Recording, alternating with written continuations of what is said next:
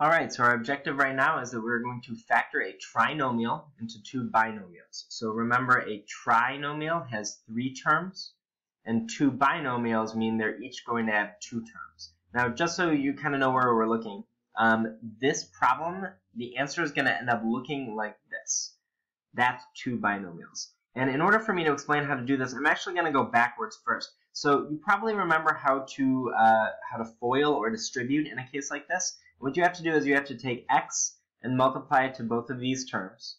So x times x gives you x squared, and then x times -7 gives you -7x.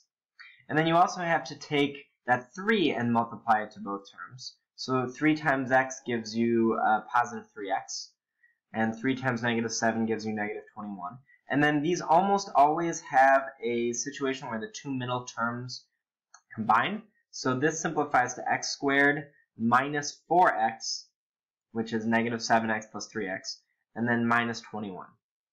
So the way that we can go backwards is by looking at the middle and the last numbers. So this is, normally we would say this is like A, B, C, so B is -4 and C is -21. And we could have figured out where it came from because -21 is made up of 3 times -7, and -4 is made up of 3 plus -7.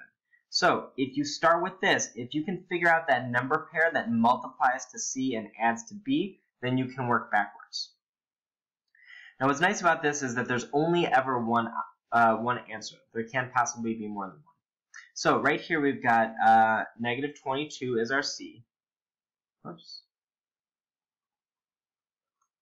Sorry, I'll go back to the pen. -22 is our C, and I need to think of numbers that multiply to -22. Now, there's not too many of them.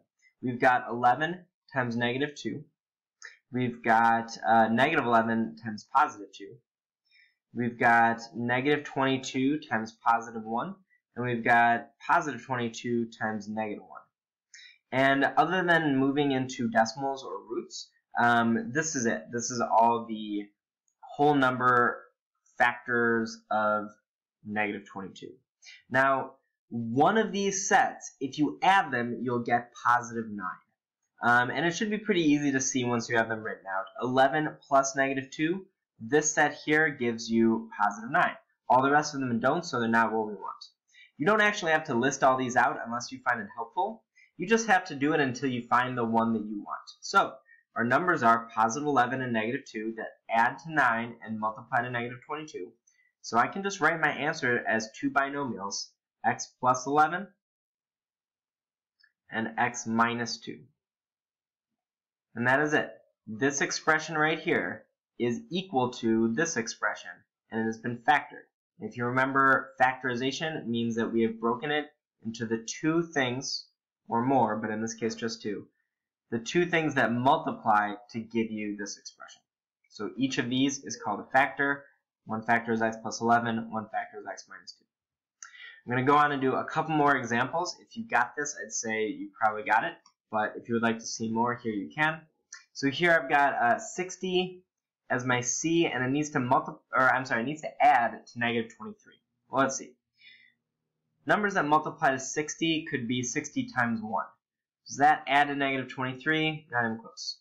So then maybe I'd do 20 times 3 or 30 times 2. Do either of these add to -23? No, but 20 times 3 is close. It adds to +23. So I've got an idea here. So here's what I'm going to do. I'm just going to say, oh, well, -20 times -3 multiplies to 60 and adds to -23. So this is the pair I'm looking for. And you notice there could have been a lot more. I didn't get into 4 times 15 or 5 times 12 or any of the negative versions of these. I just went until I found the one that mattered. And then that's it. I just have to write it as two binomials, x minus 20 times x minus 3, and we're done. If you would like to check your work to make sure you got it right, you can do the distribution like I went over at the beginning, and that would verify that this is correct. I'm going to do two more examples. The first is a special case. This is called the difference of squares. It's when that middle term is missing. And there's a shortcut for this, but if you forget that shortcut, I want you to just think about it like this. X squared minus 81 is missing the middle term. That means that middle term was 0x. There were no x's in the middle.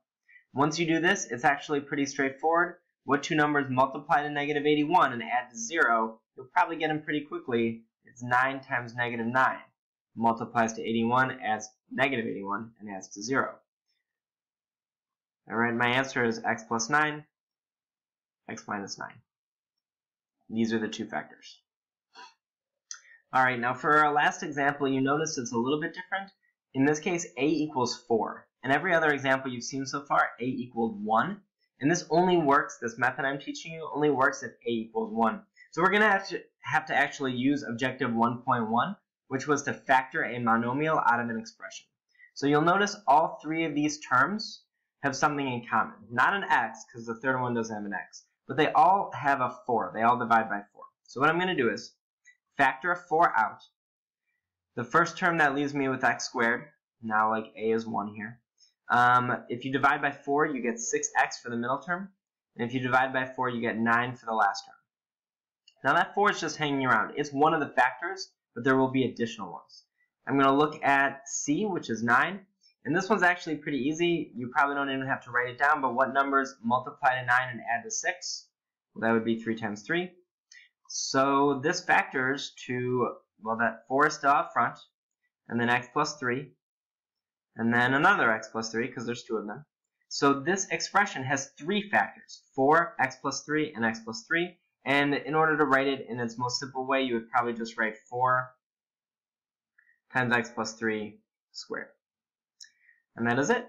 Our objective was factoring a trinomial into two binomials.